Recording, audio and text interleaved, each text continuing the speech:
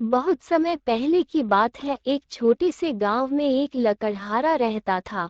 वो अपने काम में ईमानदार था और बहुत ही मेहनती था।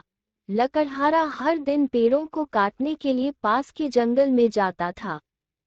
लकड़हारा जंगल से लकड़ियों को काटकर गांव में लाता और उन्हें व्यापारी को बेच देता, और उससे जो भी पैसे मिलते उससे वह अपना और अपने परिवार का पेट पालता था।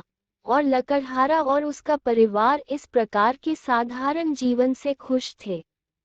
एक दिन लकड़हारा एक नदी के किनारे के पास एक पेड़ काट रहा था। उसी समय उसकी कुल्हाड़ी उसके हाथ से फिसलकर नदी में गिर गई। नदी बहुत गहरी थी। लकड़हारा अपनी कुल्हाड़ी को नदी में से नहीं निकाल सकता था। लकड़हारे के पास केवल एक ही कुल्हाड़ी थी जो नदी में गिर गई थी। लकड़हारा ये सोचकर बहुत चिंतित हो गया कि अब वह कैसे अपना और अपने परिवार का जीवन यापन कर पाएगा। वह बहुत दुखी था और उसने ईश्वर से प्रार्थना करने लगा। लकड़हारे ने सच्चे दिल से प्रार्थना की तो नदी में से एक देवता लकड़हारे के सामने प्रकट हुए और लकड़हारे से पूछा, क्या समस्या है मेरे बेटे? लकड़हारे ने समस्या बताई और देवता से अपनी कुल्हाड़ी वापस पाने का अनुरोध किया। देवता ने नदी में हाथ डाला और एक चांदी की कुल्हाड़ी निकाली और पूछा, क्या ये तुम्हारी कुल्हाड़ी है?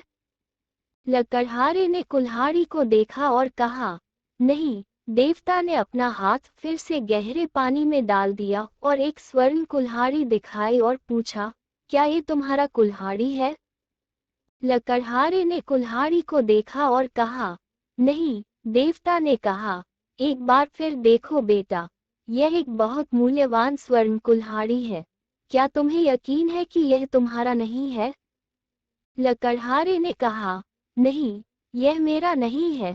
मैं पेड़ों को सुनहरे कुल्हाड़ी से नहीं काट सकता। यह मेरे लिए उपयोगी नहीं है।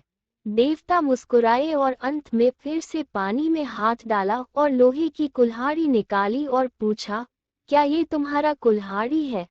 इस पर लकड़हारे ने कहा, हाँ, यह मेरी है, धन्यवाद। देवता लकड़हारे की ईमानदारी से बहुत प्रभावित हुए और लकड़हारे की ईमानदारी के लिए पुरस्कार के रूप में लकड़हारे की लोहे की कुल्हाड़ी और अन्य दो सोने और चांदी की कुल्हाड़ियों को भी लकड़हारे को दे दिया।